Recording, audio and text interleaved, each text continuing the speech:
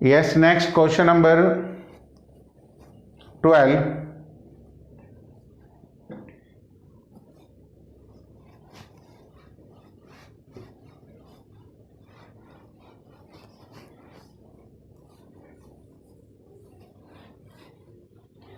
In question number 12, it is an again simple questions. A dice is tossed thrice, 216 cases हो जाएंगे. Find the probability of getting an odd number at least once.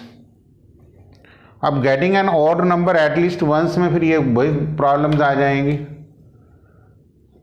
Probability of getting odd number at least once, तो मैं लिखूंगा 1 minus probability of not getting odd numbers. वो तो कहते हैं once आना चाहिए, मैं कहता हूं एक बार भी नहीं आना चाहिए. तो 1 minus what is the probability of getting even number. Single die में probability of getting even number on a single die is 3/6, that is 1/2. तो यहाँ 3 बार लिख देंगे 1/2. इसी को मल्टीप्लिकेशन थ्योरम कहते हैं. यही एक इंडिपेंडेंट इवेंट्स है. That is 1 minus 1/8 is equal to 7/8 is your answer.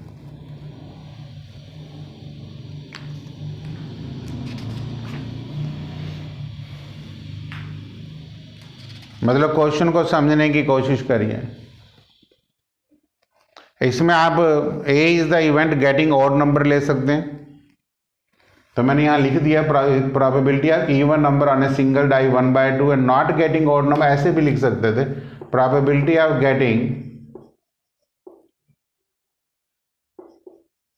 Odd number is 1/2, not getting odd number is 1 minus 1/2 is 1/2. अब नॉट गेटिंग ऑड नंबर तो फिर वो इवन नंबर ही होता है ना. डाई के ऊपर दो ही केसेस के नंबर होते हैं, या इवन नंबर्स होंगे या ऑड नंबर होंगे. लेकिन 3 डाइज हैं इसलिए 1/2 1/2 1/2 आया. क्योंकि आप कह सकते हैं कि ईच डाई के ऊपर नंबर आने के जो केसेस हैं वो इंडिपेंडेंट्स हैं. कंसेप्ट हमने यहाँ पे इंडिपेंडेंट इवेंट का लगाया. Question number 13. 2 balls are drawn at random with replacement. ये ध्यान में रख लेना. with replacement mean independent events. From the box containing 10 black and 8 red balls. Number of balls 10 black, 8 red.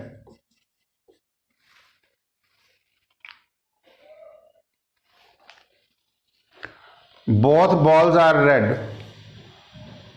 A be the events. Both balls are red. So probability of A is 8/18 into 8/18 because it is a question of with replacement. 4/9 into 4/9. 16/81 is your answer.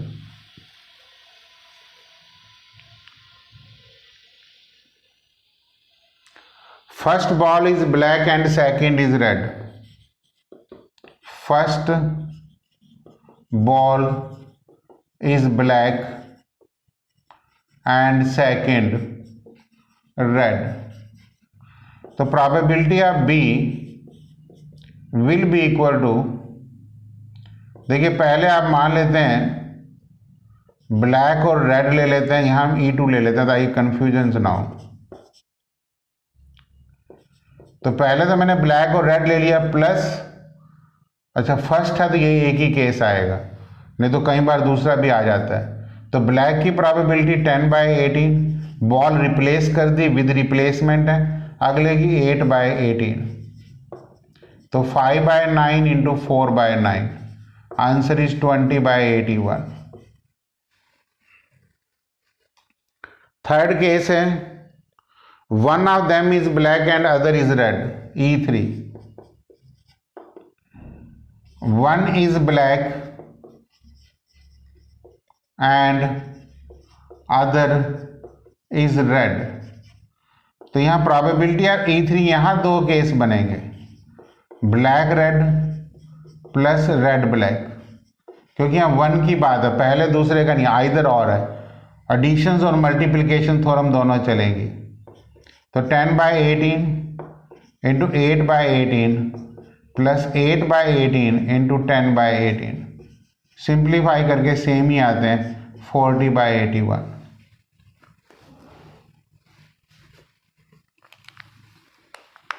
तो इन cases को आपने समझना होता है। इसमें first है black है, second है, एक ही केस आएगा। यहाँ one is black other is red है, इसलिए दोनों केसेस आएंगे, बिकॉज यहाँ पर दो केसेस बन सकते हैं, हमें नहीं पता पहले कौन सी आएगी दूसरी कौन सी आएगी। तो इस टाइप के क्वेश्चन इस लेवल पे इंपॉर्टेंट्स होते हैं। क्वेश्चन नंबर 14 बहुत इंपॉर्टेंट क्वेश्चंस हैं।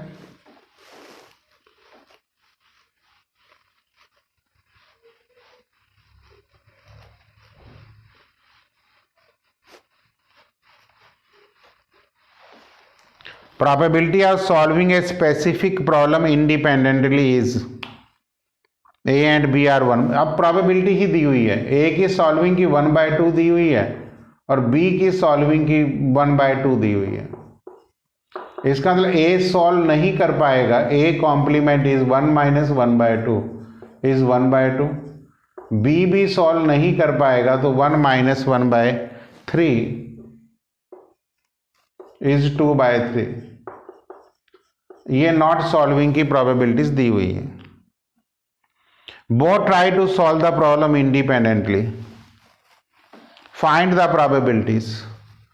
देखिए इसमें जब आप सैंपल स्पेस अपने दिमाग में ये एज्यूम कर लें, ए एंड बी मीन दोनों ने सॉल्व कर लिया, A complement B mean A ने सॉल्व नहीं किया बी ने कर दिया, A B complement means A ने सॉल्व कर लिया बी ने नहीं किया, A complement B complement mean दोनों ने सॉल्व नहीं किया।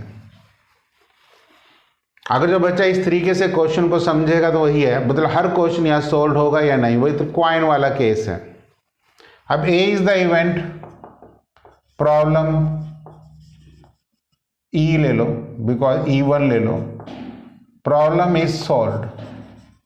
अब प्रॉब्लम सॉल्व करने के तीन तरीके हो गए, ए बी दोनों भी सॉल्व कर सकते हैं, ए नहीं करेगा बी कर देगा, ए करेगा बी नहीं करेगा, तो इन तीनों केसेस को आप ऐड कर सकते हैं। और 1 में से दोनों सॉल्व नहीं करेंगे वो माइनस कर सकते हैं, 1 minus both will not solve the problem, ये भी कर सकते हैं।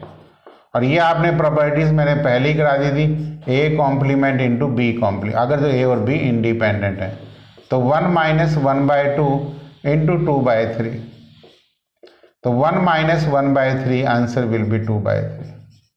ये पहले का केस है when problem is solved। Second, exactly one of them will solve the problems। E2 ले लें, exactly one of them will solve, तो probability of E2, सॉरी पहले E2 के केसेस लिख लें, A complement B comma A and B complements means probability of A complement B plus probability of A B complement. ये भी मैंने बताया था दोनों इंडिपेंडेंट हैं इससे पहले वाली वीडियोस में, तो आप इनको ऐसे लिख सकते हैं। अब A कॉम्प्लीमेंट 1/2 है, B की 1/3 है, A की 1/2 है, B कॉम्प्लीमेंट 2/3 है, तो final answer is 1/6 plus 2/6, 3/6, answer is 1/2।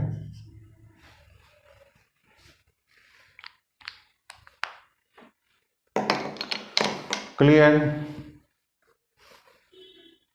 मतलब इसमें कोई भी केसेस बन सकते हैं, अगर आप यस वाला सैंपल स्पेस लिखते हैं तो कोई प्रॉब्लम्स नहीं है।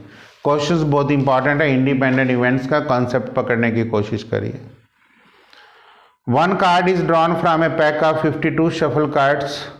In which of the following cases the event E and F are independents? Okay, let me take the last part.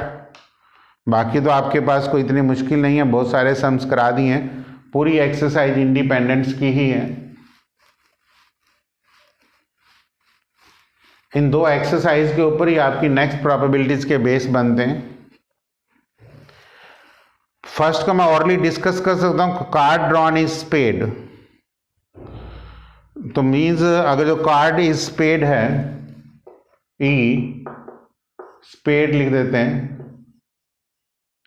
तो that is probability of E कितना आ जाएगा, that will be 13/52 comes to be 1/4। F इसी part में है, card is an ace. Ace मतलब 4 cards होते हैं, तो 4/52 इज 1/13। और ई इंटरसेक्शन एफ क्या आ जाएगा, एन एस ऑफ स्पेड। तो ये means probability of E intersection F क्या आ जाएगी, 1/52। Clear? From first, second and third,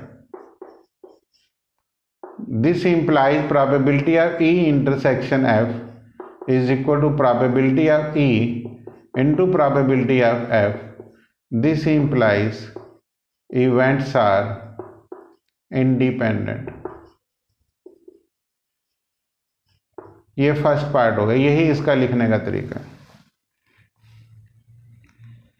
है। बी में ब्लैक कार्ड्स हैं, ब्लैक कितने होते हैं, 26/52 1/2 आ जाएगा। एफ में किंग है, किंग 4 है, 1/13 आ जाएगा। देखो मैं सेकंड पार्ट का लिख देता हूँ, ई मेरे पास आना चाहिए 26/52 ब्लैक कार्ड्स हैं, कहने का मतलब 1/2 आ गया। और एफ कितना आ गया, किंग्स हैं 4/52, 1/13 आ गया। और ई इंटरसेक्शन एफ कितना आ गया, इसमें 2 कार्ड आएंगे कॉमन, 2/52, तो ये 1/26 आ गया। ये भी इंडिपेंडेंस है। ई and F are independent events. Examination में ऐसा कोई भी क्वेश्चन आ सकता है। क्लियर? थर्ड है, card drawn is a king और क्वीन। अब card drawn is a king और क्वीन है, अब किंग भी 4 होते हैं, क्वीन भी, तो 4/52 तो किंग हो गए और 4/52 क्वींस हो गई हैं, और है तो ऐड हो जाएगा, आंसर 8/52 आ जाएगा, that is 2/13। Probability of F क्या आ जाएगा, कार्ड इज ए क्वीन और जैक, क्वीन भी 4/52 है, जैक भी 4/52 है, ये भी 2/13 आ जाएगा। ई इंटरसेक्शन एफ कितना आ जाएगा, क्वीन कॉमन है 4/52, क्योंकि दोनों में क्वीन ही कॉमन है, 1/13। This implies E and F are not independents. मतलब आप पॉइंट क्लियर हो जाना चाहिए ई एंड एफ इंडिपेंडेंट्स का। Question number 16, in a hostel 60% students read Hindi newspaper, ठीक है, 40% read English, 20% read both the newspaper. Both का मतलब इंटरसेक्शंस हैं। मीन्स अगर तो मैं बेसिकली यहाँ पे चीज़ों को लेट करके करने की कोशिश करूँ, तो let capital H stand for Hindi, capital E stand for English, H stand for Hindi, E stand for English. तो this is 60/100, E is 40/100 and H intersection E is 20/100.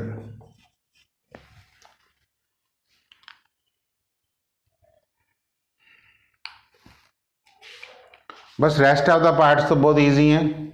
Find the probability she read neither Hindi nor English. अब neither nor तो हम कई बार बता चुके हैं. Neither nor mean H complement intersection E complement. 1 minus probability of H union E.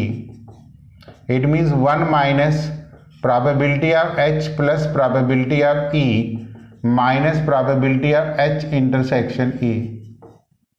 So that is 1 minus 60 plus 40 minus 20 divided by 100. So that is 1 minus 80 by 100. That is 20 by 100. That is 20%. 20% people are there which read nothing. कोई भी जो language को नहीं पढ़ते हैं. Next है, if she read Hindi newspaper, find the probability she read English newspaper. जिसकी probability निकालनी होती है वो ऊपर आएगा. English newspaper. If she read Hindi ये आएगा. Probability of E intersection H upon probability of H. अब intersection तो हमारे पास 20 है और H हमारे पास 60 है. आंसर 1/3 है.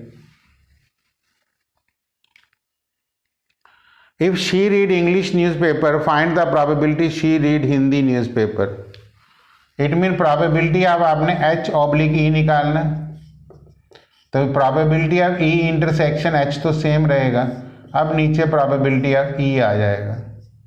It mean 20/40. Answer is 1/2. तो with this I have covered your exercise 13.2. Now all the examples and up to page number 548 probabilities का एक एक वर्ड आपको पढ़ के क्लियर करना है. If there is any doubt you will discuss with me. अगर जो आपके पास ये 2 एक्सरसाइजेज हैं तो ये कॉन्सेप्ट्स क्लियर हो जाते हैं, तो अगले 2 कॉन्सेप्ट्स और हैं तो उन दोनों कॉन्सेप्ट्स में भी प्रॉब्लम्स नहीं आएंगी. Total we have 4 concept in the topic of probabilities. So you should cover these 2 concepts here.